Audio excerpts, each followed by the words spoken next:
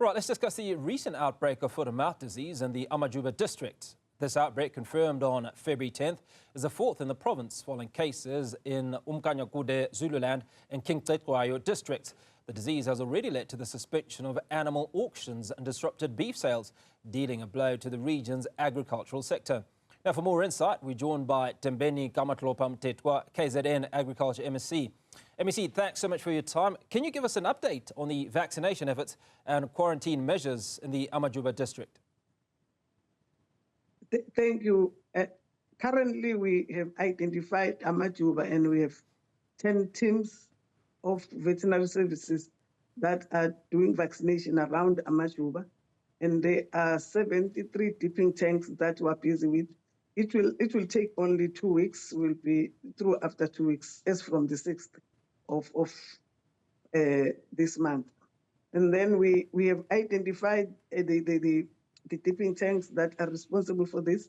And we have also informed the neighboring district to be cautious, not to take cattle from Amajuba, Zululand, as we have already been saying. But we are definitely sure that we'll manage to vaccinate everything. And we have also said they have to identify Amajuba, like uMkhanyakude, Zululand, and King Cetshwayo, not to allow cattle to move out of the district. And as well as if by any mistake we have taken a cattle from that area, then we have to quarantine it for 21 days to make sure that it does not have the disease. Okay, so what is the length of time that you're quarantining in Amajuba District post this period? Is it also going to be after 21 days? Will the farmers then be able to start moving their cattle around and trading? No, unfortunately, Amajuba is now similar like King Cetshwayo, Zululand, and uMkhanyakude. We are saying we'll wait for a period because after we have vaccinated all the animals, we will take some time to make sure that the disease is no longer there.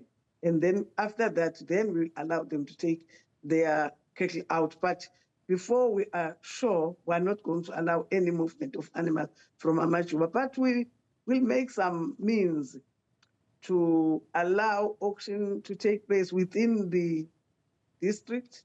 We'll make sure, because meat, if you buy the cattle for meat, it doesn't affect, but it must be someone with a permit who is going to take that and quarantine it. But we're saying, as of now, no movement from Amajuba.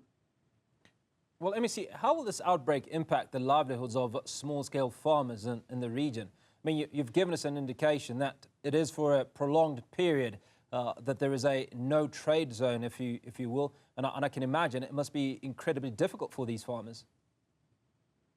It's very difficult, but when I'll go back to uMkhanyakude, when we quarantine uMkhanyakude and then we separated uMkhanyakude from other districts and the farmers, they cooperated. It took some few months and then we were happy with the development. And thereafter, the department organized some auction sales. Even now, the organized auction sale is no longer the same.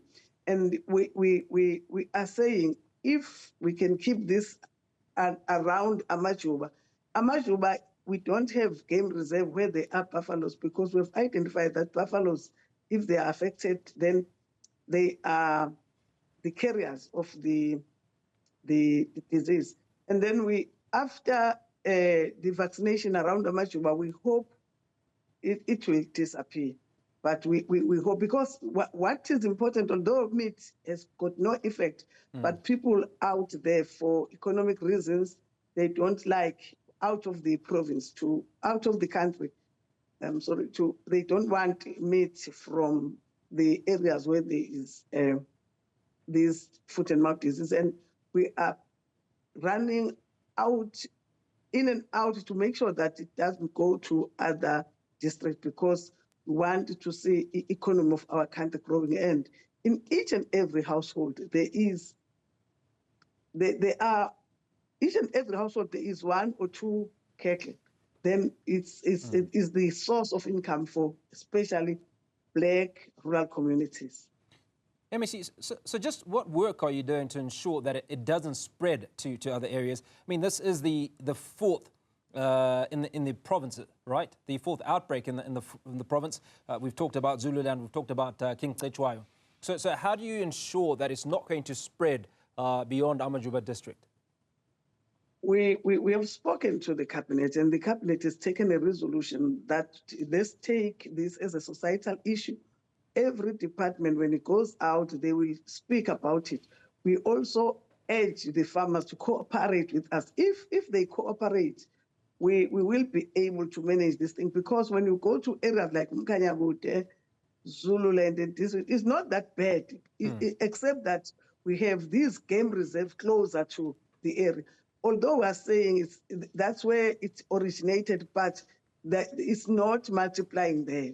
Except that if we have to make sure that when you transport cattle from one area to another, you need a permit, you need your cow to be vaccinated, and you make sure that where it goes, it gets to be quarantined for 21 days to make sure that it's not affected. Is the department facing any challenges in containing the outbreak? Do that. Hello? Sorry, MEC, please carry on. If we can cooperate and do exactly what Department of Agriculture is telling our communities, we can minimize or stop the spread of the disease. MEC, is the department facing any challenges in containing the outbreak? Currently, really, it's not true that we are unable, except one case after a long time, because what we have observed is that there were cattle that were sent for auction sale to Danhauser.